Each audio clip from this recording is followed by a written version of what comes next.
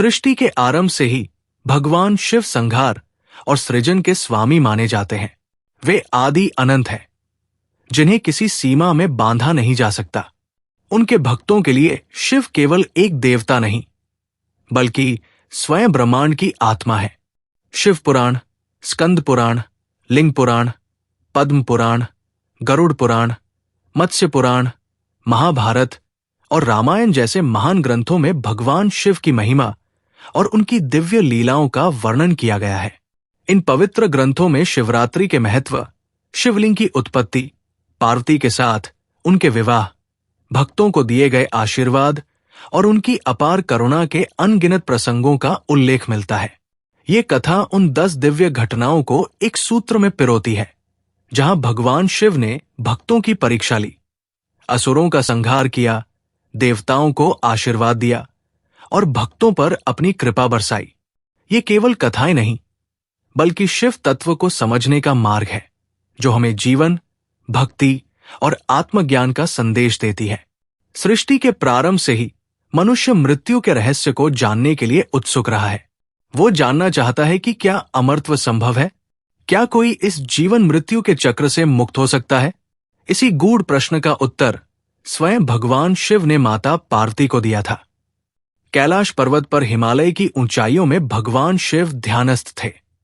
उनके चारों ओर हिमालय की श्वेत बर्फ चमक रही थी, मंद बयार बह रही थी और वातावरण एक दिव्य शांति से भरा हुआ था। माता पार्वती, जो सदा अपने प्रभु की भक्ति में लीन रहती थी, उनके समीप बैठी थी। माता पार्वती के मन में एक गूढ़ प्रश्न जन्म ले चुका था, जिसे वो लंबे समय से पूछना चाहती थी। उनके मन में ये जिज्ञासा थी कि भगवान शिव स्वयं तो अमर है, लेकिन क्या कोई और भी अमर हो सकता है? क्या कोई ऐसा रहस्य है जिससे मृत्यु को जीता जा सकता है? उन्होंने अपनी मधुर वाणी में भगवान शिव से पूछा, हे महादेव, आप सृष्टि के आदि और अनंत हैं। आप सदा अजरमर हैं। मृत्यु आपके लिए कोई अर्थ नहीं रखती। रहस्य क्या है? लेकिन क्या कोई और भी इस अमरत्व को प्राप्त कर सकता है? क्या मृत्यु से मुक्ति संभव है? भगवान शिव ने हल्की मुस्कान के साथ माता पार्वती की ओर देखा। उनकी आंखों में एक दिव्य तेज था। वे जानते थे कि ये प्रश्न केवल माता पार्वती का नहीं था, बल्कि ये समस्त सृष्टि का प्रश्न था, जो अनादिकाल से मानव मन में उठता आया है। भगवान शिव मुस्कुराए और बोले, हे देवी, ये रहस्य अत्यंत गुप्त है। इसे आज तक किसी को नहीं बताया गया है, लेकिन यदि तुम इसे सुनना चाहती हो, तो मैं तुम्हें एक निर्जन स्थान पर ले चलूंगा, जहां केवल हम दोनों होंगे और कोई अन्य इसे सुन न सके। भगवान शिव माता पार्वती को लेकर एक गुप्त और पवित्र स्थान की खोज में निकले। वे कैलाश पर्वत से आगे बढ़े, हिमालय की दुर्गम चोटियों को पार करते हुए एक रहस्यमयी गुफा में पहुंचे। ये स्थान था अमरनाथ गुफा, जो चारों ओर से बर्फीली पहाड़ियों से घिरा हुआ था। लेकिन अमरत्व का यह रहस्य इतना शक्तिशाली था कि भगवान शिव ने पहले यह सुनिश्चित किया कि कोई भी इसे सुन न सके। इसलिए उन्होंने अपने वाहन नंदी को हिमालय पर छोड़ दिया, अपने नागों को भी वहां से विदा कर दिया, गणों और भूत प्रेतों को भी बाहर ही रोक दिया। पंचतत्वों पृथ्वी, जल, अग्नि, वायु और आकाश को भी गुफा से बाहर भेज दिया। इसके बाद उन्होंने गुफा के चारों ओर महाकाल ज्वाला की एक अग्नि रेखा खींच दी, ताकि कोई अन्य जीव वहां प्रवेश न कर सके। अब गुफा में केवल भगवान शिव और माता पार्वती उपस्थित थे। भगवान शिव ने अपनी ध्यान मुद्रा ग्रहण की और बोले, हे पार्वती, अब मैं तुम्हें वह रहस्य बताऊंगा जो इस सृष्टि का सबसे गूढ़ ज्ञान है। ये अमरत्व का रहस्य है, जिसे यदि कोई समझ ले तो वो जन्म मरण के चक्र से मुक्त हो सकता है। ये एक अत्यंत गूढ़ और रहस्यमयी ज्ञान है। इसे केवल वही समझ सकते हैं जो सत्य के मार्ग पर चलते हैं और आत्मज्ञान की खोज में तत्पर रहते हैं। माता पार्वती उनकी बातों को ध्यान से सुन रही थी। उन्होंने अपने प्रभु से आग्रह किया, हे नाथ, कृपया इस ज्ञान को मुझे विस्तार से समझाइए। मैं इसे सुनने के लिए अत्यंत उत्सुक हूं। भगवान शिव ने माता पार्वती की ओर देखा और गहन गंभीर स्वर में बोले, ये संसार नश्वर है। हर वो वस्तु जिसे तुम देख सकती हो, जिसका अनुभव कर सकती हो, जो जन्म लेती है, वो एक न एक दिन समाप्त हो जाती है। ये संपूर्ण संसार माया के अधीन है और ये परिवर्तनशील है, लेकिन एक सत्य अपरिवर्तनीय है, और वो सत्य ये है कि आत्मा कभी नहीं मरती। माता पार्वती ध्यान से सुन रही थी। भगवान शिव ने आगे कहा, आत्मा अजर अमर है। आत्मा न कभी जन्म लेती है, न कभी मरती है। जब कोई व्यक्ति इस भौतिक शरीर का त्याग करता है तो केवल उसका शरीर समाप्त होता है, आत्मा नहीं। आत्मा केवल एक शरीर से दूसरे शरीर में प्रवेश करती है। जैसे कोई मनुष्य पुराने वस्त्र उतारकर नए वस्त्र धारण कर लेता है। हे देवी, आत्मा अमर है, इसे तुम इस प्रकार समझो। कल्पना करो कि एक विशाल वृक्ष समय के साथ बूढ़ा हो जाता है, उसकी पत्तियां झड़ जाती है और धीरे धीरे वो वृक्ष नष्ट हो जाता है। लेकिन उसी वृक्ष के बीज से एक नया पौधा जन्म लेता है और वह भी धीरे धीरे बड़ा होकर एक विशाल वृक्ष बन जाता है। क्या वृक्ष वास्तव में समाप्त हुआ? नहीं, उसने केवल अपना स्वरूप बदला है। आत्मा भी ठीक इसी प्रकार होती है। ये शरीर नष्ट हो सकता है, लेकिन आत्मा नहीं। ये केवल एक नए शरीर में प्रवेश करती है, जैसे बीज से नया वृक्ष उगता है। माता पार्वती आश्चर्य में थी। उन्होंने प्रश्न किया, हे प्रभु, यदि आत्मा अमर है तो फिर मनुष्य मृत्यु से इतना भयभीत क्यों रहता है? भगवान शिव मुस्कुराए और बोले, मनुष्य मृत्यु से भयभीत इसलिए रहता है क्योंकि वो इस सत्य को नहीं पहचानता। वो स्वयं को ये शरीर मान लेता है, जबकि वास्तविकता में वह आत्मा है। जब कोई व्यक्ति अपने वास्तविक स्वरूप को पहचान लेता है और ये जान लेता है कि वो केवल शरीर नहीं बल्कि आत्मा है, तब वो मृत्यु से परे हो जाता है। माता पार्वती ने फिर पूछा, हे प्रभु, तो क्या ये अमरत्व प्राप्त किया जा सकता है? भगवान शिव ने गंभीर स्वर में उत्तर दिया, हाँ, ये अमरत्व प्राप्त किया जा सकता है, लेकिन इसके लिए साधना, ध्यान और भक्ति की आवश्यकता होती है। भगवान शिव ने माता पार्वती को बताया कि अमरत्व का अर्थ केवल शारीरिक जीवन को अनंत तक बढ़ाना नहीं है, बल्कि ये आत्मा को जन्म मरण के बंधन से मुक्त करना है। जो आत्मा अपने वास्तविक स्वरूप को पहचान लेती है, वही अमरत्व प्राप्त करती है। उन्होंने आगे कहा, जो व्यक्ति भक्ति, ध्यान और साधना द्वारा अपनी आत्मा को शिव स्वरूप बना लेता है, वो जन्म मरण के चक्र से मुक्त होकर मोक्ष को प्राप्त करता है। यही वास्तविक अमरत्व है। माता पार्वती ने पूछा, क्या कोई भी व्यक्ति इस अमरत्व को प्राप्त कर सकता है? भगवान शिव बोले, हाँ, जो कोई भी सत्य, भक्ति और आत्मज्ञान के मार्ग पर चलता है, वही अमरत्व को प्राप्त कर सकता है। माता पार्वती मंत्रमुग्ध होकर इस कथा को सुन रही थी। लेकिन तभी भगवान शिव को ये आभास हुआ कि कोई और भी इस कथा को सुन रहा है। भगवान शिव ने चारों ओर दृष्टि घुमाई और पाया कि गुफा में एक कबूतर का अंडा छिपा हुआ था। वो अंडा भगवान शिव की पूरी कथा सुन चुका था। जैसे ही कथा समाप्त हुई, उस अंडे से एक कबूतर का बच्चा निकला। क्योंकि उसने पूरी कथा सुन ली थी, वो अमर हो गया। यही कारण है कि अमरनाथ गुफा में आज भी 2 कबूतरों का एक जोड़ा दिखाई देता है, जिन्हें शिव और पार्वती का प्रतीक माना जाता है। माता पार्वती ने जब कथा सुनी तो वे भी इस ज्ञान से आनंदित हो गई। भगवान शिव ने कहा कि जो भी भक्त सच्चे हृदय से अमरनाथ गुफा की यात्रा करेगा और इस कथा को सुनेगा, उसे भी आध्यात्मिक अमरत्व की प्राप्ति होगी। तभी से माना जाता है कि अमरनाथ गुफा में आज भी 2 कबूतरों का एक जोड़ा दिखाई देता है, जो भगवान शिव की इस अमर कथा के प्रमाण स्वरूप वहां निवास कर रहा है। अमरनाथ की ये अमर कथा भगवान शिव ने स्वयं माता पार्वती को सुनाई थी। ये कथा केवल अमरत्व प्राप्त करने की नहीं, बल्कि आध्यात्मिक जागरण और मोक्ष प्राप्ति का मार्ग भी दिखाती है। इसीलिए प्रत्येक वर्ष हजारों भक्त अमरनाथ की कठिन यात्रा करते हैं और भगवान शिव के पवित्र हिमलिंग के दर्शन कर स्वयं को धन्य मानते हैं। ओम नमः शिवाय। का निरंतर जाप करें और भगवान शिव की कृपा प्राप्त करें। शिवरात्रि व्रत कथा शिव महापुराण। शिवरात्रि का पर्व महादेव शिव को समर्पित है और ये फाल्गुन मास की कृष्ण पक्ष की चतुर्दशी तिथि को मनाया जाता है। इस दिन भगवान शिव की पूजा और रात भर भजन और ध्यान का विशेष महत्व होता है। शिव महापुराण और लिंग पुराण में शिवरात्रि व्रत की कथा और महत्व का विस्तार से वर्णन किया गया है।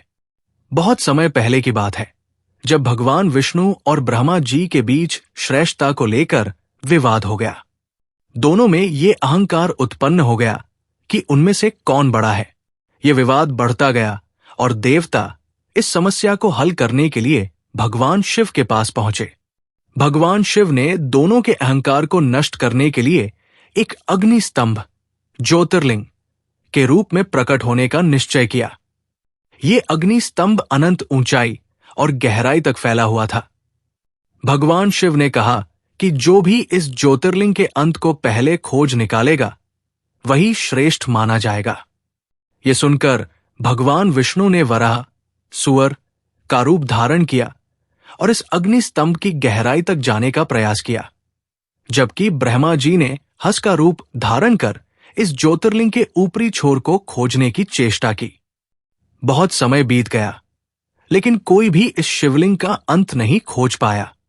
भगवान विष्णु ने सत्य को स्वीकार कर लिया और वापस आ गए, लेकिन ब्रह्मा जी ने केतकी फूल, पांडु पुष्प से झूठी गवाही दिलाकर यह कह दिया कि उन्होंने शिवलिंग का ऊपरी छोर देख लिया। भगवान शिव ने जब ब्रह्मा जी का ये छल देखा तो वे क्रोधित हो गए और उन्होंने ब्रह्मा जी को श्राप दिया कि अब से उनकी कोई पूजा नहीं करेगा।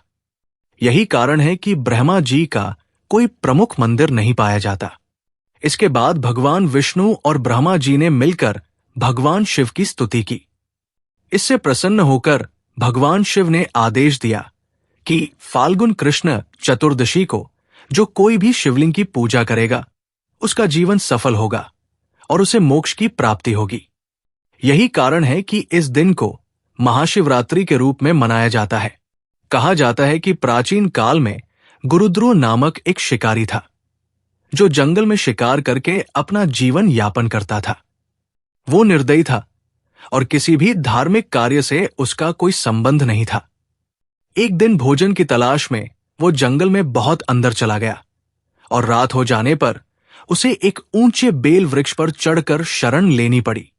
संयोग से उस पेड़ के नीचे एक शिवलिंग था। रात भर जागने के कारण उसके द्वारा गलती से बेल के पत्ते और पानी की बूंदें शिवलिंग पर गिरती रही। पूरी रात उसने पेड़ पर बिताई और इस दौरान अनजाने में ही उसने भगवान शिव की उपासना कर ली। सुबह होते ही जब वो पेड़ से उतरा तो उसका मन पूरी तरह शुद्ध हो गया और उसमें भक्ति की भावना जागृत हो गई। भगवान शिव उसकी अनजाने में की गई पूजा और रात्रि जागरण से प्रसन्न हो गए और उसे मोक्ष प्रदान किया। शिव महापुराण के अनुसार भगवान शिव और माता पार्वती का विवाह भी महाशिवरात्रि के दिन हुआ था। जब माता सती ने दक्ष यज्ञ में आत्मदाह किया तो भगवान शिव गहरे ध्यान में लीन हो गए। माता पार्वती ने कठोर तपस्या की और भगवान शिव को अपने पति के रूप में प्राप्त करने का संकल्प लिया। उनकी कठोर साधना से प्रसन्न होकर भगवान शिव ने विवाह के लिए सहमति दी और फाल्गुन कृष्ण चतुर्दशी के दिन उनका विवाह संपन्न हुआ। इसी कारण इस दिन को महाशिवरात्रि के रूप में मनाया जाता है। शिवरात्रि व्रत का अत्यधिक महत्व बताया गया है। इस व्रत के पालन से जीवन के सभी पाप नष्ट हो जाते हैं, मोक्ष की प्राप्ति होती है और पुनर्जन्म के चक्र से मुक्ति मिलती है। शिवरात्रि व्रत करने से सभी इच्छाएं पूर्ण होती हैं। कष्ट, दरिद्रता और रोग समाप्त होते हैं। वैवाहिक जीवन में सुख और संतान सुख की प्राप्ति होती है। महाशिवरात्रि के दिन विशेष रूप से रात्रि जागरण किया जाता है। इस दिन शिवलिंग पर जल, दूध, शहद, बेलपत्र और धतूरा चढ़ाने से भगवान शिव अत्यंत प्रसन्न होते हैं। नमः शिवाय मंत्र का जाप करना और उपवास रखना इस दिन अत्यंत लाभकारी माना गया है। शिवरात्रि केवल एक व्रत नहीं, बल्कि आत्मशुद्धि और शिवत्व प्राप्त करने का मार्ग है। शिवलिंग प्रकट होने की कथा लिंग पुराण। बहुत प्राचीन समय की बात है। ब्रह्मांड की रचना के पश्चात जब सृष्टि का विस्तार हो रहा था, तब एक समय ऐसा आया जब भगवान विष्णु और ब्रह्मा के बीच ये विवाद उत्पन्न हो गया कि दोनों में से कौन श्रेष्ठ है।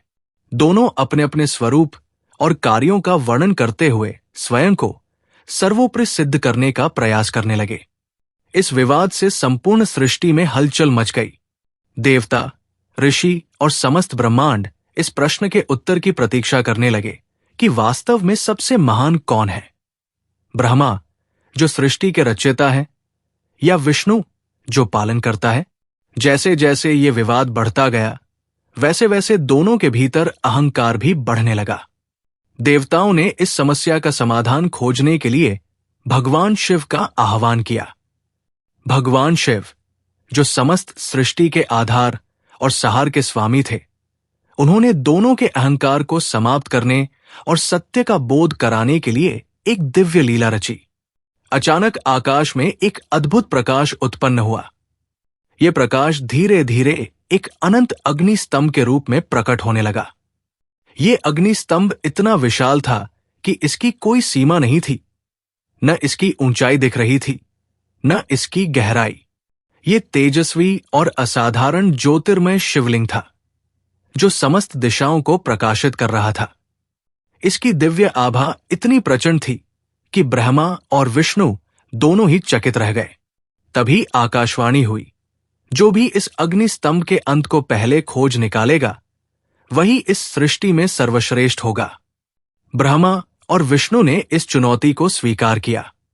ब्रह्मा ने हंस का रूप धारण किया और इस स्तंभ के ऊपरी छोर को खोजने के लिए ऊपर की ओर उड़ने लगे, जबकि भगवान विष्णु ने वराह, सुअर का रूप धारण कर इसकी गहराई में जाने का प्रयास किया। ब्रह्मा निरंतर ऊपर उड़ते रहे, लेकिन उन्हें शिवलिंग का अंत नहीं दिखा। वे ऊपर ऊपर जाते रहे, लेकिन ये अग्नि स्तंभ अनंत था। उड़ते उड़ते वे थक गए, लेकिन फिर भी उन्हें इसकी सीमा नहीं मिली। तभी उन्हें एक केतकी का पुष्प मिला, जो इस अग्नि स्तंभ से गिरा हुआ प्रतीत हो रहा था। ब्रह्मा ने उस फूल से पूछा, हे दिव्य पुष्प, क्या तुम जानते हो कि इस अग्नि स्तंभ का अंत कहाँ है? केतकी पुष्प ने उत्तर दिया, मैं इस ज्योतिर्लिंग के शिखर से गिरा हूं, लेकिन यह इतना विशाल है कि इसका अंत किसी को नहीं मिल सकता। ब्रह्मा को यह देखकर चिंता हुई कि वे इस खोज में असफल हो रहे हैं। उन्होंने एक योजना बनाई और उस केतकी पुष्प से कहा, क्या तुम मेरी गवाही दोगे कि मैंने इस शिवलिंग का अंत देख लिया है? केतकी पुष्प ने स्वीकृति दे दी। ब्रह्मा गर्व से नीचे लौटे और विष्णु जी को कहा, मैंने इस अग्नि स्तंभ का अंत देख लिया है। विष्णु जी, जो लंबे समय तक धरती की गहराइयों में जाकर इस शिवलिंग की जड़ खोजने का प्रयास कर रहे थे, वे भी असफल होकर लौट आए और स्वीकार किया कि वे इसकी गहराई तक नहीं पहुंच सके। जैसे ही ब्रह्मा ने अपना कथन पूरा किया, उसी क्षण उस दिव्य अग्नि स्तंभ के भीतर से भगवान शिव प्रकट हुए। उनका रूप अत्यंत दिव्य और तेजस्वी था। उनकी जटाओं से गंगा प्रवाहित हो रही थी। उनके मस्तक पर चंद्रमा चमक रहा था और उनके गले में सर्प लिपटे हुए थे। भगवान शिव अत्यंत क्रोधित दिखाई दे रहे थे। भगवान शिव ने ब्रह्मा की ओर देखते हुए कहा, हे ब्रह्मा, तुमने असत्य कहा है। ये ज्योतिर्लिंग अनंत है, इसका न आदि है न अंत। तुमने अपने अहंकार में सत्य को छुपाने का प्रयास किया और केतकी पुष्प से झूठी गवाही दिलाने का प्रयास किया। इस पाप के कारण अब से सृष्टि में तुम्हारी पूजा नहीं की जाएगी।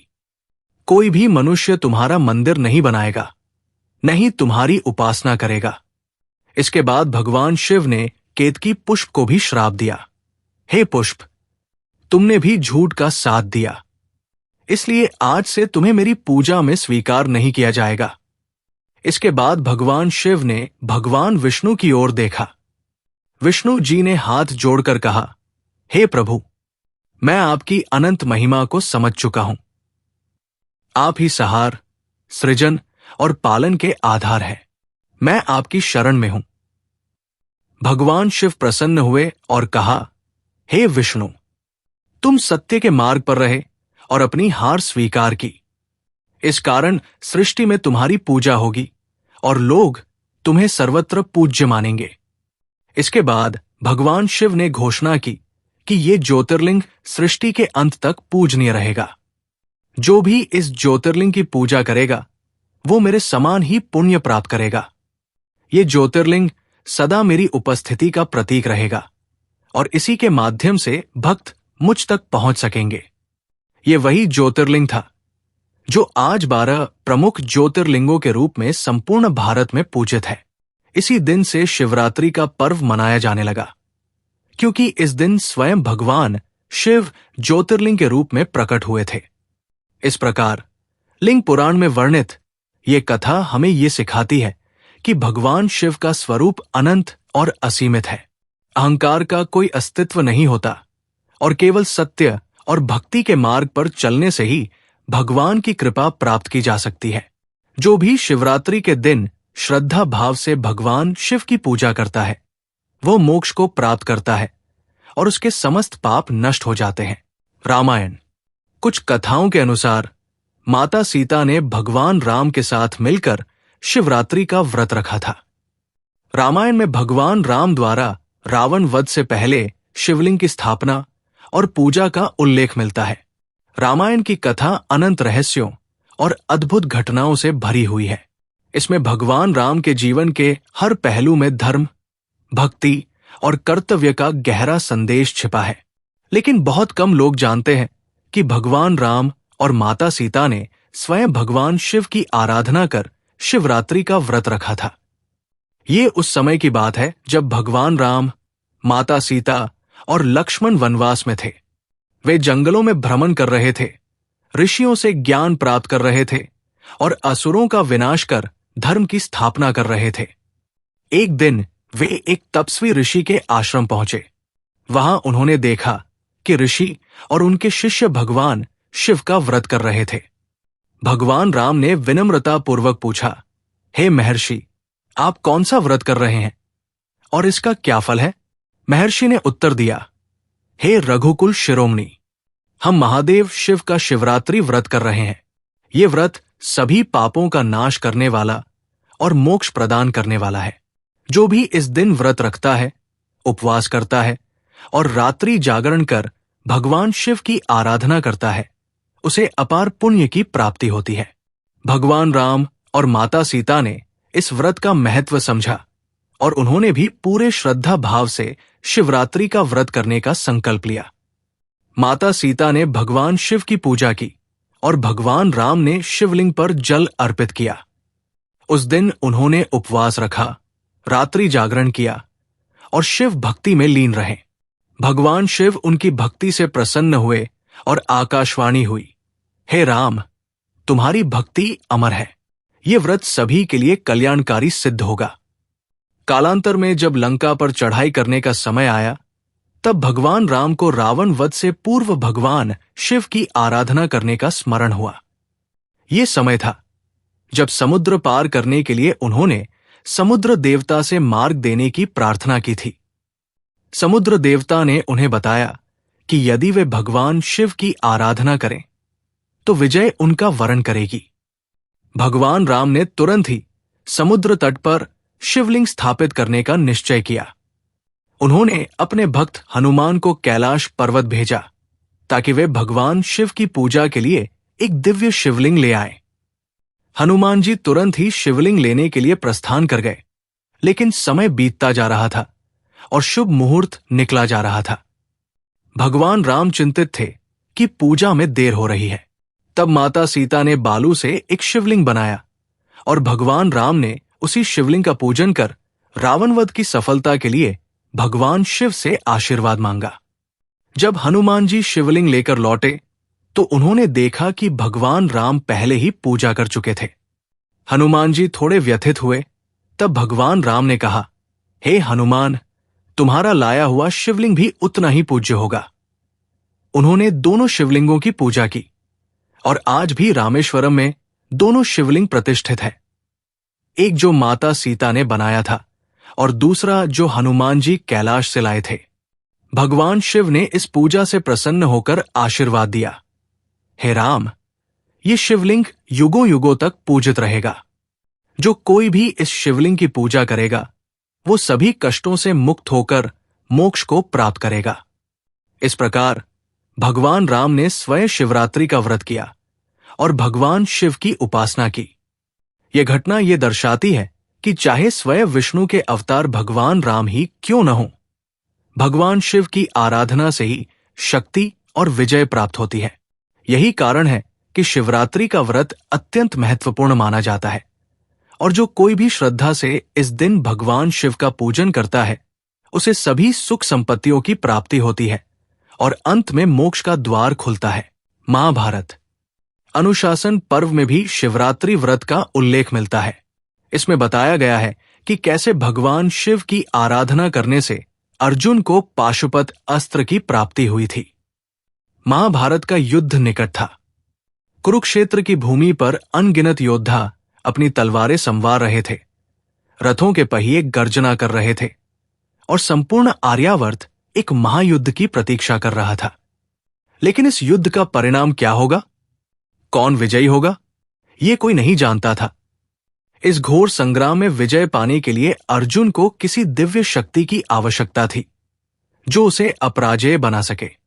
श्री कृष्ण, जो अर्जुन के सारथी और मार्गदर्शक थे, जानते थे कि केवल एक ही अस्त्र ऐसा है जो अर्जुन को इस महासंग्राम में अजेय बना सकता है, पाशुपत अस्त्र। ये अस्त्र स्वयं भगवान शिव का था, जिसे प्राप्त करने के लिए कठोर तपस्या आवश्यक थी। श्री कृष्ण ने अर्जुन से कहा, यदि तुम महायुद्ध में विजयी होना चाहते हो तो तुम्हें भगवान शिव की आराधना करनी होगी। केवल वही तुम्हें वो दिव्य अस्त्र प्रदान कर सकते हैं जो इस युद्ध में निर्णायक सिद्ध होगा। अर्जुन ने अपने गुरुओं और बड़े भाइयों से अनुमति लेकर तपस्या का दृढ़ संकल्प लिया। वे हिमालय की ओर प्रस्थान कर गए, जहां की बर्फीली चोटियां शाश्वत शांति और दिव्यता का प्रतीक थी। वहां पहुंचकर उन्होंने अपने शस्त्र त्याग दिए, केवल एक मृगचर्म पहन लिया और भगवान शिव की कठोर आराधना में लीन हो गए। उन्होंने कठिन व्रत का पालन किया। वे कई दिनों तक बिना भोजन और जल के रहे, केवल भगवान शिव के ध्यान में मग्न रहे। वे प्रतिदिन शिवलिंग पर गंगा जल चढ़ाते, बेलपत्र अर्पित करते और ओम नमः शिवाय का निरंतर जाप करते। धीरे धीरे उनकी तपस्या इतनी कठोर हो गई कि देवता भी चकित हो गए। लेकिन अर्जुन की परीक्षा अभी शेष थी। भगवान शिव ने उनकी भक्ति की परीक्षा लेने का निश्चय किया। उन्होंने एक किराती, शिकारी का रूप धारण किया और पार्वती को साथ लेकर उस स्थान पर पहुंचे जहां अर्जुन तपस्या कर रहे थे। उसी समय वहां एक महिष, भैंसा प्रकट हुआ जो अत्यंत उग्र था और संपूर्ण वन को नष्ट कर रहा था। अर्जुन ने धनुष उठाया और उस महिष पर बाण चलाया, लेकिन उसी क्षण किराती रूप में भगवान शिव ने भी अपने बाण से उसे लक्ष्य किया। दोनों के बाण एक साथ लगे और महिष तुरंत मृत्यु को प्राप्त हो गया। अर्जुन ने जब यह देखा तो वे क्रोधित हो गए और उस किराती से बोले, तुम कौन हो जो मेरे शिकार को अपना कह रहे हो? भगवान शिव ने मुस्कुराते हुए उत्तर दिया, ये जंगल सबका है और इस शिकार पर केवल तुम्हारा ही अधिकार नहीं है। अर्जुन इस उत्तर से संतुष्ट नहीं हुए और उन्होंने उस शिकारी को युद्ध की चुनौती दी। भगवान शिव ने अर्जुन की चुनौती स्वीकार कर ली और दोनों के बीच घोर युद्ध छिड़ गया। अर्जुन ने अपने संपूर्ण बल और कौशल का उपयोग किया, लेकिन वो उस किराती को पराजित नहीं कर सके। उन्होंने अपने सबसे शक्तिशाली बाण चलाए, लेकिन वो शिकारी बिना किसी कठिनाई के उन सभी बाणों को विफल कर देता।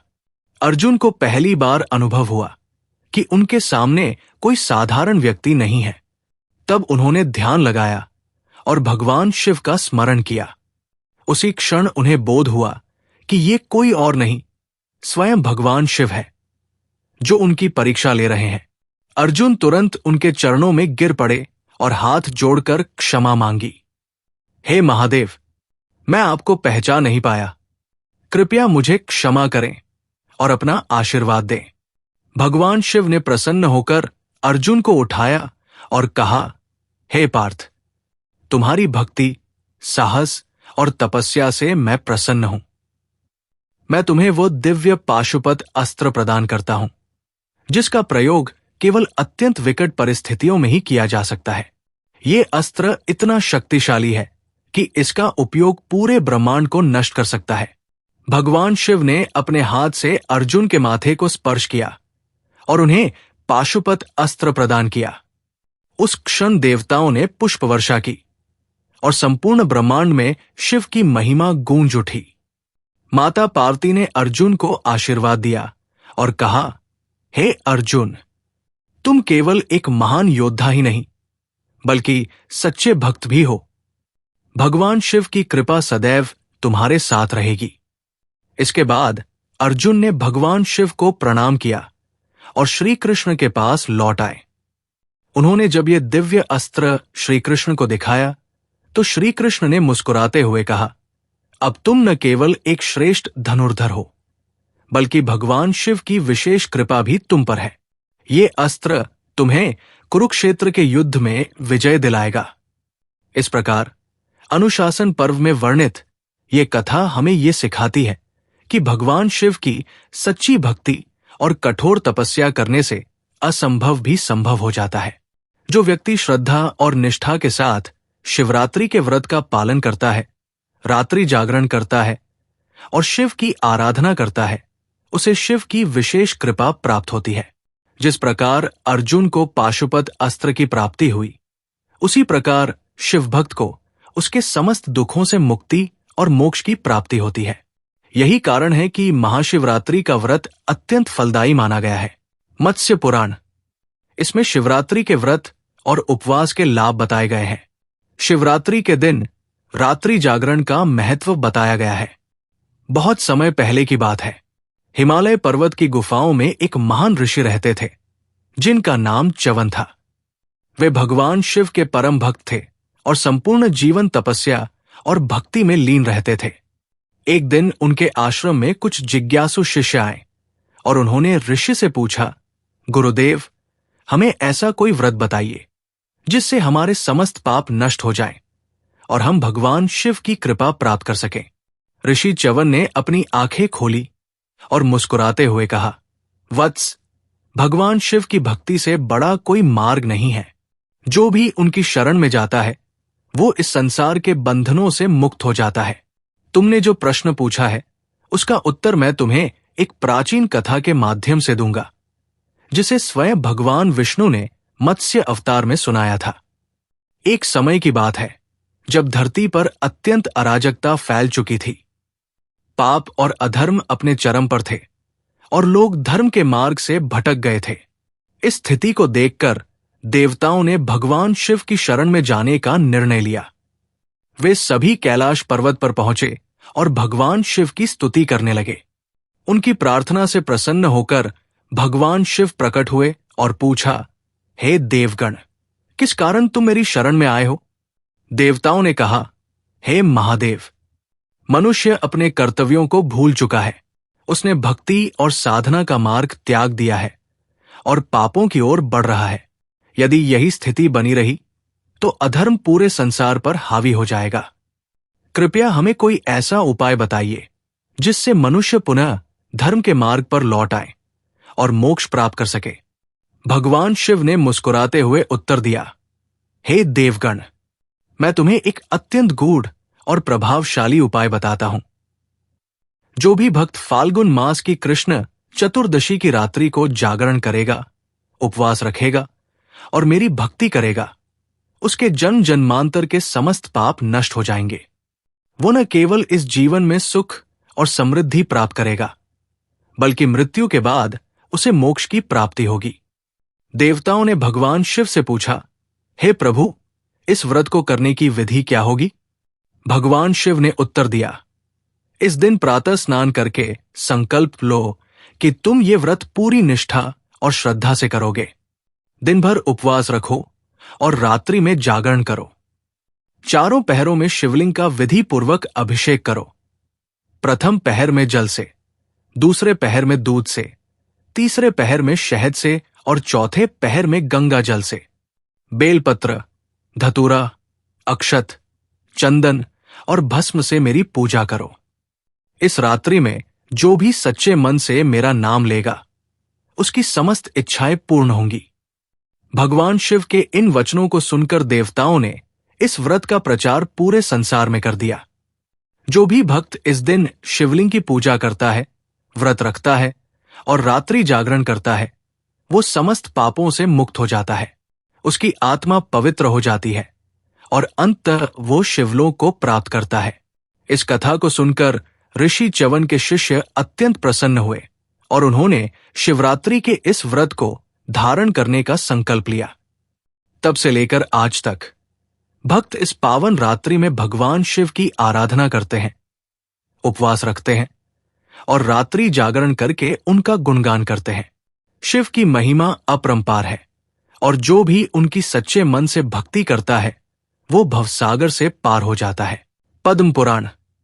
इस ग्रंथ में कहा गया है कि शिवरात्रि की रात्रि में शिवलिंग की पूजा करने से सभी इच्छाएं पूर्ण होती है। पद्म पुराण में वर्णित कथा के अनुसार शिवरात्रि की रात एक अत्यंत शुभ और दिव्य रात्रि होती है, जब भगवान शिव की आराधना करने से सभी मनोकामनाएं पूर्ण होती है। ये वही रात्रि है जब भगवान शिव और माता पार्वती का विवाह संपन्न हुआ था। बहुत समय पहले जब माता सती ने अपने पिता दक्ष के यज्ञ में आत्मदाह कर लिया था, तब भगवान शिव अत्यंत शोक में डूब गए थे। वे संसार से विरक्त होकर ध्यान में लीन हो गए और कैलाश पर्वत पर एकांत में तपस्या करने लगे। उनके बिना सृष्टि का संतुलन बिगड़ने लगा। देवता, ऋषि मुनि और संपूर्ण ब्रह्मांड चिंतित हो उठा। सभी को यह ज्ञात था कि केवल भगवान शिव ही इस सृष्टि के पालन और सहार के लिए आवश्यक है, और यदि वे सदा के लिए तपस्या में लीन हो गए तो संपूर्ण ब्रह्मांड संकट में आ जाएगा। इधर माता सती ने अगले जन्म में हिमालयराज के घर पार्वती के रूप में जन्म लिया। वे बाल्यकाल से ही शिव में लीन थी। उन्हें पूर्व जन्म की घटनाएं स्मरण थी और उन्होंने संकल्प लिया कि वे भगवान शिव को पुनः अपने पति के रूप में प्राप्त करेंगी। उन्होंने घोर तपस्या शुरू कर दी। वे कठिन व्रत रखती, अत्यंत कठोर जीवन व्यतीत करती और निरंतर भगवान शिव का ध्यान करती। उनके इस दृढ़ निश्चय को देखकर देवता भी प्रभावित हुए। इस बीच देवताओं को भय सताने लगा कि यदि भगवान शिव संन्यास में ही लीन रहे तो सृष्टि का संतुलन बिगड़ जाएगा। वे सभी भगवान विष्णु के पास पहुंचे और उनसे सहायता की प्रार्थना की। भगवान विष्णु ने उन्हें बताया कि केवल माता पार्वती ही वो शक्ति है जो भगवान शिव को पुनः संसार में लौटा सकती है, लेकिन इसके लिए शिव को उनकी ओर आकर्षित करना आवश्यक था। देवराज इंद्र और अन्य देवताओं ने कामदेव को इस कार्य के लिए चुना। उन्होंने कामदेव से प्रार्थना की कि वो अपनी शक्ति का उपयोग कर भगवान शिव की तपस्या को भंग करें, ताकि वे माता पार्वती की तपस्या को स्वीकार कर लें।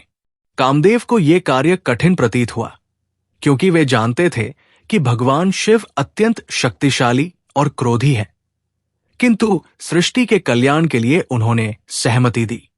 कामदेव ने अपनी शक्ति से वसंत ऋतु का आह्वान किया। हिमालय पर जहां शिव तपस्या में लीन थे, वहां फूल खिलने लगे, मधुर संगीत गूंजने लगा और वातावरण अत्यंत सुगंधित हो गया। उसी समय माता पार्वती भी वहां उपस्थित थी और भगवान शिव की सेवा में लगी हुई थी। कामदेव ने अपना प्रेम बाण भगवान शिव पर चलाया, जिससे उनकी समाधि भंग हो गई। जैसे ही भगवान शिव की तपस्या टूटी, वे अत्यंत क्रोधित हो गए। उन्होंने अपनी तीसरी आंख खोल दी और क्रोध की ज्वाला में कामदेव भस्म हो गए। इससे भयभीत होकर देवताओं ने भगवान शिव से क्षमा मांगी और उन्हें माता पार्वती के कठिन तप और उनकी भक्ति के बारे में बताया। भगवान शिव ने माता पार्वती की कठोर साधना को देखा और उनकी निष्ठा से प्रभावित होकर उन्हें अपनी पत्नी के रूप में स्वीकार करने का निर्णय लिया। पूरे ब्रह्मांड में हर्ष और उल्लास फैल गया। सभी देवताओं ने इस शुभ विवाह की तैयारियां शुरू कर दी। वो दिन आया जब भगवान शिव अपनी बारात लेकर हिमालय राज के घर पहुंचे। ये कोई साधारण बारात नहीं थी। इसमें भूत, प्रेत, पिशाच, नाग, गंधर्व, ऋषिमुनि और देवता सभी उपस्थित थे। भगवान शिव का रूप अत्यंत विचित्र था। वे गले में नाग धारण किए हुए थे, शरीर पर भस्म लगी थी और जटाजूट धारण किए हुए थे। ये देख माता पार्वती की सखियों ने उन्हें सावधान किया, किंतु माता पार्वती को इस स्वरूप में भी भगवान शिव प्रिय थे। हिमालय राज ने भगवान शिव का स्वागत किया और विधि पूर्वक उनका विवाह संपन्न कराया। देवताओं ने इस पावन विवाह पर पुष्प वर्षा की और संपूर्ण ब्रह्मांड इस शुभ अवसर से आनंदित हो गया।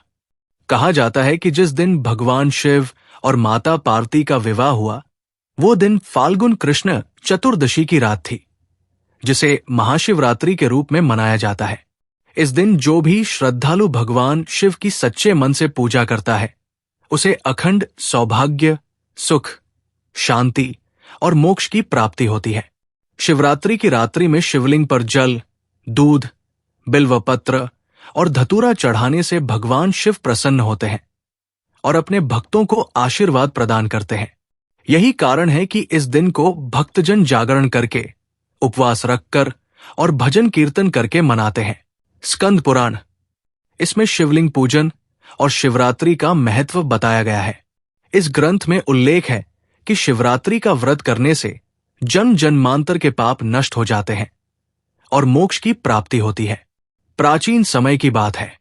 ये वो युग था जब देवता, ऋषि और मुनि भगवान शिव की आराधना में लीन रहते थे। समस्त ब्रह्मांड में भगवान शिव की महिमा गूंजती थी और उन्हें सर्वोच्च ईश्वर के रूप में पूजा जाता था। लेकिन एक समय ऐसा भी आया जब संसार में अधर्म और पाप बढ़ने लगे। मनुष्य अपने कर्तव्यों को भूलकर भौतिक सुखों में डूबता जा रहा था। धर्म का पालन केवल कुछ मुनियों और संतों द्वारा किया जाता था, जबकि बाकी लोग मोहमाया और वासनाओं में उलझ चुके थे।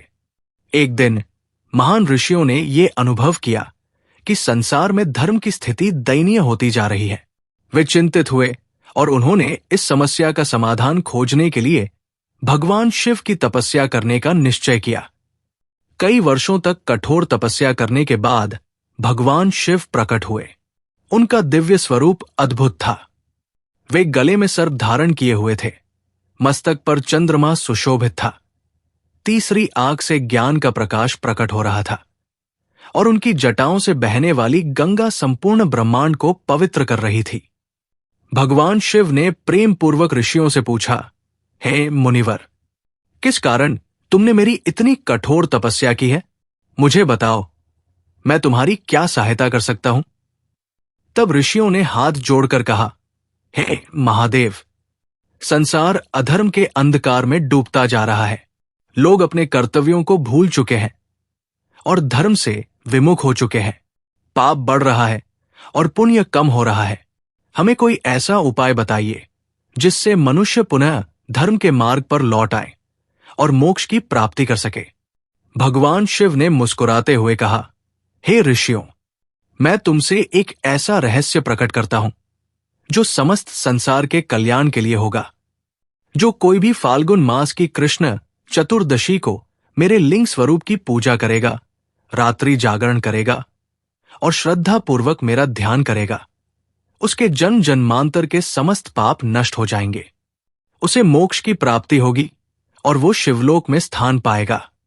ऋषियों ने भगवान शिव से पूछा, हे प्रभु, कृपया हमें बताइए कि इस व्रत को करने की विधि क्या होगी और इसका क्या महत्व होगा? भगवान शिव ने कहा, इस पावन रात्रि को शिवरात्रि कहा जाएगा। जो भक्त इस दिन व्रत रखेगा, उपवास करेगा और रात्रि जागरण करेगा, उसके समस्त पाप नष्ट हो जाएंगे। इस दिन शिवलिंग पर जल, दूध, शहद, बेलपत्र और धतूरा अर्पित करने से भक्त को मेरी कृपा प्राप्त होगी। उन्होंने आगे बताया, इस दिन जो भक्त श्रद्धा पूर्वक ओम नमः शिवाय मंत्र का जाप करेगा, वो अपने समस्त दुखों से मुक्त हो जाएगा। यदि कोई व्यक्ति इस दिन मात्र एक बार भी सच्चे हृदय से मेरा नाम लेता है, तो उसे हजारों वर्षों की तपस्या के बराबर पुण्य प्राप्त होगा। ऋषिमुनि ये सुनकर अत्यंत प्रसन्न हुए। उन्होंने भगवान शिव को प्रणाम किया और संपूर्ण ब्रह्मांड में इस व्रत के महत्व का प्रचार करने का संकल्प लिया।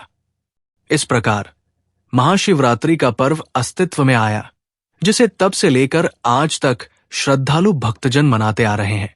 कहा जाता है कि जो कोई भी महाशिवरात्रि के दिन उपवास रखता है, शिवलिंग की पूजा करता है और रात्रि जागरण करता है, वो न केवल इस जन्म में बल्कि अगले जन्मों में भी पुण्य अर्जित करता है। ये व्रत साधारण व्रतों की तरह नहीं है, बल्कि ये पापों का नाश करने वाला, आत्मशुद्धि प्रदान करने वाला और मोक्ष प्राप्ति का मार्ग दिखाने वाला है। इस दिन भगवान शिव स्वयं अपनी कृपा से अपने भक्तों को अभयदान देते हैं और उन्हें अपने धाम में स्थान प्रदान करते हैं। समय के साथ महाशिवरात्रि केवल एक व्रत नहीं रहा, बल्कि ये भक्ति, तपस्या और आत्मशुद्धि का पर्व बन गया। इस दिन भक्तगण भगवान शिव के मंदिरों में जाकर उनकी पूजा करते हैं, व्रत रखते हैं और पूरी रात जागरण कर शिव नाम का कीर्तन करते हैं। चारों पहरों में शिवलिंग का अभिषेक किया जाता है और ओम नमः शिवाय मंत्र का निरंतर जाप किया जाता है। जो व्यक्ति महाशिवरात्रि के इस व्रत को सच्चे हृदय से करता है, उसे भगवान शिव का आशीर्वाद प्राप्त होता है। उसके समस्त दुख समाप्त हो जाते हैं, उसे सांसारिक बंधनों से मुक्ति मिलती है और अंततः वो शिवलोक में प्रवेश करता है, जहां उसे अनंत शांति और मोक्ष की प्राप्ति होती है। यही कारण है कि महाशिवरात्रि को शिव भक्तों के लिए सर्वाधिक पवित्र रात्रि माना गया है। गरुड़ पुराण, इसमें कहा गया है कि जो भक्त शिवरात्रि के दिन उपवास रखता है और भगवान शिव की आराधना करता है, उसे मृत्यु के बाद यमलोक नहीं जाना पड़ता और वो शिवलोक प्राप्त करता है। प्राचीन काल की बात है, एक बार महर्षि शौनक और अन्य ऋषि नैमिषारण्य में एकत्रित हुए और सूत जी से प्रश्न किया, हे महर्षि, कृपया हमें बताइए कि मृत्यु के पश्चात आत्मा को किस मार्ग से गुजरना पड़ता है? क्या ऐसा कोई उपाय है जिससे मनुष्य यमलोक के कठोर दंड से बच सके और मोक्ष प्राप्त कर सके? सूत जी ने मुस्कुराते हुए उत्तर दिया, हे मुनियों, इस प्रश्न का उत्तर स्वयं भगवान विष्णु ने गरुड़ जी को दिया था। जब गरुड़ जी ने भगवान से पूछा कि मृत्यु के बाद आत्मा की क्या गति होती है और क्या ऐसा कोई उपाय है जिससे जीव यमराज के भय से मुक्त हो सके, तब भगवान विष्णु ने उन्हें एक दिव्य व्रत के बारे में बताया, जिसे करने से मनुष्य को शिवलोक की प्राप्ति होती है और उसे यमराज के दंड का सामना नहीं करना पड़ता। वो व्रत है शिवरात्रि व्रत। भगवान विष्णु ने कहा, जो भी शिवरात्रि के दिन व्रत करता है, रात्रि जागरण करता है और भगवान शिव की आराधना करता है, वो मृत्यु के बाद यमलोक के कठोर मार्ग से नहीं गुजरता, बल्कि सीधे शिवलोक चला जाता है। गरुड़ जी ने आश्चर्यचकित होकर पूछा, हे प्रभु, ये व्रत इतना प्रभावशाली क्यों है? क्या ऐसा कोई उदाहरण है जिसने इस व्रत से मोक्ष प्राप्त किया हो? भगवान विष्णु ने उत्तर दिया, हाँ गरुड़, मैं तुम्हें एक ऐसी कथा सुनाता हूं जो इस व्रत के महत्व को सिद्ध करती है। बहुत समय पहले चित्रकूट नगर में एक राजा राज्य करता था। वो बहुत धर्मपरायण और शिव भक्त था, लेकिन उसके पुत्र को भोगविलास और सांसारिक सुखों में अत्यधिक रुचि थी। उसने जीवन भर कोई भी धार्मिक कार्य नहीं किया, न ही किसी पुण्य कर्म में भाग लिया। जब उसकी मृत्यु हुई तो यमदूत उसे पकड़कर यमलोक ले जाने लगे। जैसे ही वो यमलोक पहुंचा, वहां के भयावह दृश्य देखकर वो कांपने लगा। चारों ओर अंधकार, चीत्कार और नरक की यातनाएं थी।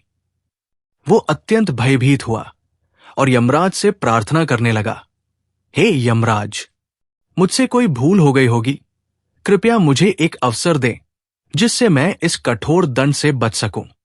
यमराज ने कठोर स्वर में कहा, हे राजकुमार, तुमने जीवन भर पाप किए हैं और कभी कोई पुण्य कार्य नहीं किया। तुम्हारे कर्मों का फल यही है कि तुम्हें यमलोक की यातनाएं भोगनी होंगी। राजकुमार ने कांपते हुए पूछा, हे यमराज, क्या कोई ऐसा उपाय है जिससे मैं इन कष्टों से मुक्त हो सकूं? यमराज ने उत्तर दिया, केवल एक ही मार्ग है जिससे तुम इस दंड से बच सकते हो। यदि तुम्हारे कुल या तुम्हारे वंश में किसी ने भी सच्चे मन से शिवरात्रि का व्रत किया हो तो उसके पुण्य का फल तुम्हें मिल सकता है। राजकुमार की आत्मा घबराई हुई थी। तभी यमलोक में चित्रगुप्त ने यमराज से कहा, हे यमराज, इस राजकुमार के पूर्वजों में उसके पिता ने श्रद्धा से शिवरात्रि का व्रत किया था और भगवान शिव की आराधना की थी। उनके पुण्य के कारण इसे शिवलोक जाने का अवसर प्राप्त हो सकता है। यमराज ने तुरंत आदेश दिया, यदि इसके पूर्वजों ने शिवरात्रि का व्रत किया है तो इसे यमलोक में रखने का कोई अधिकार नहीं। इसे भगवान शिव के धाम में जाने की अनुमति दी जाए। इतना कहते ही एक दिव्य प्रकाश प्रकट हुआ और भगवान शिव के गण आए। उन्होंने राजकुमार की आत्मा को अपने साथ लिया और उसे सीधे कैलाश धाम ले गए, जहां उसे मोक्ष की प्राप्ति हुई।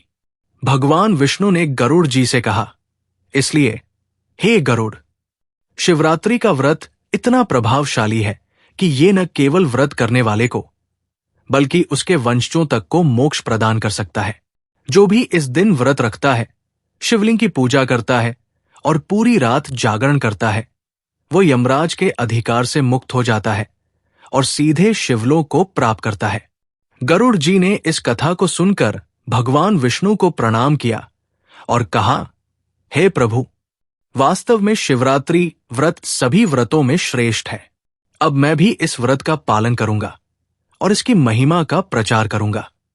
इस प्रकार गरुड़ पुराण में बताया गया है कि जो भी सच्चे मन से शिवरात्रि का व्रत करता है, उसे मृत्यु के पश्चात यमलोक नहीं जाना पड़ता, बल्कि वो सीधे शिवलोक पहुंच जाता है और भगवान शिव की कृपा प्राप्त करता है। यही कारण है कि शिवरात्रि को आत्मशुद्धि और मोक्ष प्राप्ति का सर्वश्रेष्ठ पर्व माना गया है। शिवरात्रि व्रत कथा, शिकारी और बिल्वपत्र की कथा। शिव पुराण, स्कंद पुराण।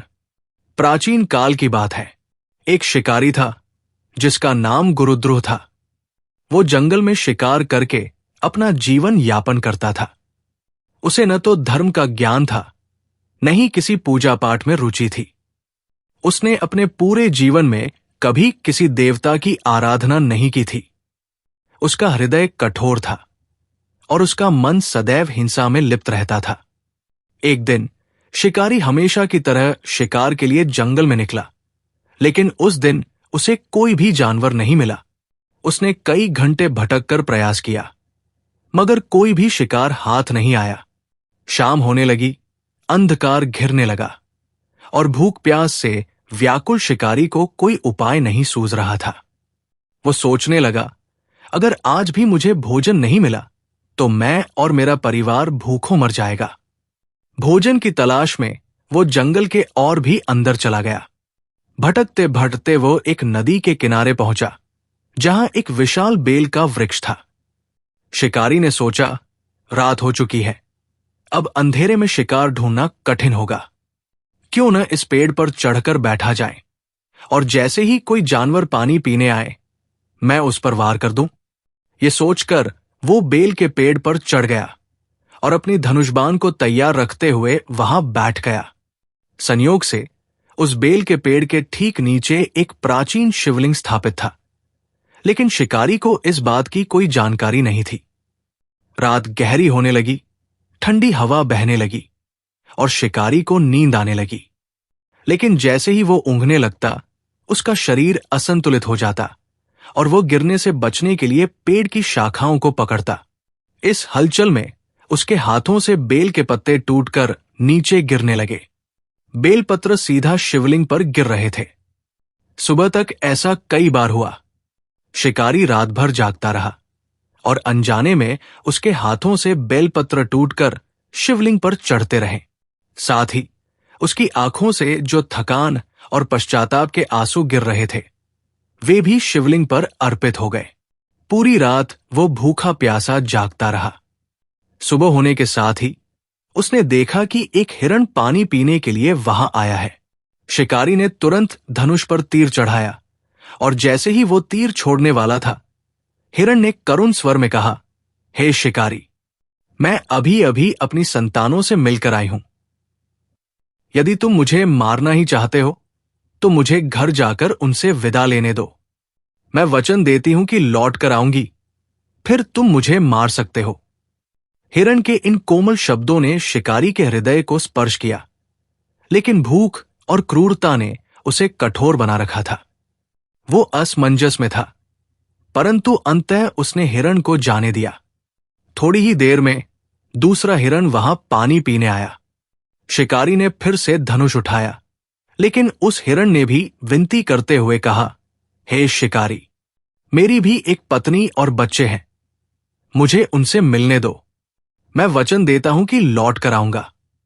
शिकारी ने कुछ देर सोचा और उसे भी जाने दिया। फिर रात के अंतिम पहर में तीसरा हिरण वहां पहुंचा। वो एक मादा हिरण थी जो अपने बच्चों के साथ थी। शिकारी ने उसे देखते ही तीर साधा, लेकिन हिरनी ने भी विनती की, हे शिकारी, मेरे छोटे छोटे बच्चे हैं, यदि तुम मुझे मारोगे तो वे अनाथ हो जाएंगे। क्या तुम इतनी निर्दयता करोगे? शिकारी का हृदय पहली बार द्रवित हो उठा। उसने अपने पूरे जीवन में पहली बार दया का अनुभव किया। उसने अपने मन में विचार किया, मैं जीवन भर हिंसा करता रहा हूं, केवल अपने परिवार का पेट भरने के लिए।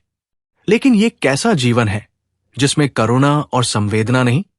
इतना सोचते ही शिकारी की अंतरात्मा जाग उठी। वो समझ चुका था कि हिंसा से कुछ भी प्राप्त नहीं किया जा सकता। उसने अपना धनुष नीचे रखा और जंगल से बाहर आ गया। तभी अचानक आकाशवाणी हुई, हे गुरुद्रोह, तुमने अनजाने में ही सही, परंतु पूरी रात जागकर मेरा पूजन किया है, बेलपत्र मेरे शिवलिंग पर चढ़ाए हैं, उपवास रखा है और प्राणियों के प्रति दया दिखाई है। ये सब शिवरात्रि व्रत के समान है। तुम्हारे सभी पाप नष्ट हो गए हैं और अब तुम्हें मोक्ष की प्राप्ति होगी। शिकारी ने आश्चर्य से आकाश की ओर देखा। उसकी आंखों से आंसू बह निकले। उसने भगवान शिव की सच्चे हृदय से स्तुति की और जीवन भर हिंसा का त्याग करने का संकल्प लिया। वो एक संत बन गया और अपने शेष जीवन को शिव भक्ति में लगा दिया। इस प्रकार इस कथा से यह सिद्ध होता है कि जो व्यक्ति अनजाने में भी शिवरात्रि का व्रत करता है, वो भी भगवान शिव की कृपा का पात्र बनता है। ये व्रत केवल उपवास का नाम नहीं, बल्कि आत्मशुद्धि, जागरण और करुणा के भाव को जागृत करने का एक अवसर है। जो भी इस दिन भगवान शिव की पूजा करता है, उसका जीवन सुख, शांति और मोक्ष से परिपूर्ण हो जाता है। शिव और पार्वती विवाह कथा, शिव पुराण, पद्म पुराण। बहुत प्राचीन समय की बात है। सृष्टि के पालनकर्ता भगवान विष्णु, सृष्टिकर्ता ब्रह्मा और समस्त देवता कैलाश पर एकत्रित हुए थे। वे सभी एक गहरी चिंता में थे, क्योंकि संसार में असुरों का अत्यधिक आतंक बढ़ चुका था। इन असुरों का नेतृत्व कर रहा था महादानव तारकासुर, जिसे ये वरदान प्राप्त था कि उसे केवल भगवान शिव का पुत्र ही पराजित कर सकता है। लेकिन समस्या ये थी कि भगवान शिव गहन तपस्या में लीन थे और उन्होंने संसार से पूर्ण रूप से अपना नाता तोड़ लिया था। देवताओं को ज्ञात था कि जब तक भगवान शिव का विवाह नहीं होगा, तब तक तारकासुर का अंत संभव नहीं। लेकिन भगवान शिव को तपस्या से बाहर कैसे लाया जाए? ये एक बहुत कठिन प्रश्न था। सभी देवताओं ने विचार किया और अंत में इस समस्या का समाधान खोजने के लिए वे माता पार्वती के पास पहुंचे। माता पार्वती का जन्म राजा हिमवान और रानी मैना के घर हुआ था। वे पिछले जन्म में सती थी, जिन्होंने अपने पिता दक्ष के अपमान के कारण योगाग्नि में अपने प्राण त्याग दिए थे। लेकिन वे पुनः पार्वती के रूप में जन्मी थी, ताकि वे फिर से भगवान शिव को पति रूप में प्राप्त कर सकें। वे बचपन से ही भगवान शिव की परम भक्त थी और उन्हें ही अपना सर्वस्व मानती थी। जब देवताओं ने माता पार्वती से प्रार्थना की कि वे भगवान शिव को अपनी भक्ति से प्रसन्न करें और उन्हें विवाह के लिए प्रेरित करें, तब माता पार्वती ने निश्चय किया कि वे कठिन तपस्या करेंगी और भगवान शिव को अपने पति के रूप में प्राप्त करेंगी। माता पार्वती ने अपनी कठोर तपस्या प्रारंभ की। उन्होंने कई वर्षों तक केवल फल और कंदमूल खाकर तप किया। फिर उन्होंने केवल सूखे पत्तों पर निर्वाह किया। कुछ समय पश्चात उन्होंने जल तक का त्याग कर दिया और केवल वायु के सहारे रहने लगी। उनकी इस घोर तपस्या से समस्त ब्रह्मांड हिल उठा। देवता, ऋषि और मुनि सभी आश्चर्यचकित थे कि ये तपस्या कितनी कठिन थी। अंततः उनकी भक्ति से प्रसन्न होकर भगवान शिव प्रकट हुए। भगवान शिव ने कहा, हे देवी, तुम्हारी तपस्या से मैं प्रसन्न हूं। वर मांगो। माता पार्वती ने विनम्रता से कहा, हे प्रभु, यदि आप मुझ पर प्रसन्न हैं तो मुझे अपना अर्धांगिनी स्वीकार करें। मेरा जन्म ही केवल आपके लिए हुआ है। भगवान शिव मुस्कुराए और बोले, हे पार्वती, तुम सती के रूप में भी मेरी अर्धांगिनी थी और अब पार्वती के रूप में भी मेरी ही हो। मैं तुम्हें पत्नी रूप में स्वीकार करता हूं। इस प्रकार भगवान शिव ने माता पार्वती को विवाह का वरदान दे दिया। उधर भगवान शिव के विवाह की सूचना जब समस्त ब्रह्मांड में फैली तो देवताओं ने उत्सव मनाया। वे सभी चाहते थे कि ये विवाह दिव्य और भव्य रूप से संपन्न हो। राजा हिमवान और रानी मैना के महल में विवाह की तैयारियां प्रारंभ हो गई। लेकिन जब रानी मैना ने सुना कि उनकी पुत्री का विवाह एक ऐसे तपस्वी से हो रहा है जो श्मशान में रहते हैं, गले में सर्प धारण करते हैं और भस्म रमाते हैं, तो वे चिंतित हो गई। उन्होंने सोचा, क्या मेरी पुत्री के लिए यही योग्य वर है? लेकिन माता पार्वती ने उन्हें शांत किया और कहा, माता, आप जिनका वर्णन कर रही हैं वे केवल तपस्वरूप हैं। वे संपूर्ण सृष्टि के स्वामी हैं। वही आदि और अनंत है। उनके समान कोई नहीं। विवाह का दिन आ पहुंचा। भगवान शिव अपनी बारात लेकर कैलाश से प्रस्थान कर चुके थे। लेकिन ये बारात कोई साधारण बारात नहीं थी। भगवान शिव के साथ उनके गण थे। भूत, प्रेत, पिशाच, नाग, योगी, सिद्ध, ऋषि और मुनि। ये दृश्य अत्यंत विचित्र था। कुछ देवता और ऋषि प्रसन्न थे, लेकिन कई देवी देवता इस अनोखी बारात को देखकर विस्मित थे। जैसे ही बारात हिमवान के महल के द्वार पर पहुंची, रानी मैना ने जब भगवान शिव को देखा तो वे भयभीत हो गई। उन्होंने देखा कि भगवान शिव की जटाओं में गंगा प्रवाहित हो रही है। उनके गले में वासुकी नाग लिपटा हुआ है। उनके शरीर पर भस्म लगी हुई है और वे एक बाघंबर धारण किए हुए हैं। उनके गण भी अत्यंत विचित्र और भयावह थे। रानी मैना ने माता पार्वती से कहा, पुत्री, क्या यही तुम्हारे होने वाले पति हैं? ये तो सन्यासी प्रतीत होते हैं। मैं अपनी पुत्री का विवाह ऐसे व्यक्ति से नहीं कर सकती। माता पार्वती ने विनम्रतापूर्वक अपनी माता को समझाया, लेकिन वे सहमत नहीं हुई। तभी भगवान शिव ने अपनी माया प्रकट की। उन्होंने स्वयं को दिव्य रूप में प्रकट किया। वे रत्नजड़ित वस्त्रों में सुशोभित थे। उनके मुकुट की आभा से दिशाएं प्रकाशित हो रही थी और उनके रूप की कांति अद्भुत थी। उनके इस दिव्य स्वरूप को देखकर रानी मैना अभिभूत हो गई और उन्होंने भगवान शिव को वर रूप में सहर्ष स्वीकार कर लिया। फिर विवाह संपन्न हुआ। सभी देवताओं ने मिलकर भगवान शिव और माता पार्वती का विधि पूर्वक विवाह कराया। इस शुभ अवसर पर पूरे ब्रह्मांड में हर्ष और उल्लास छा गया। देवताओं ने पुष्पों की वर्षा की, ऋषि मुनियों ने वेदों का उच्चारण किया और सारा वातावरण भक्तिमय हो गया। भगवान विष्णु और भगवान ब्रह्मा ने स्वयं इस विवाह का साक्षी बनकर इसे संपन्न कराया।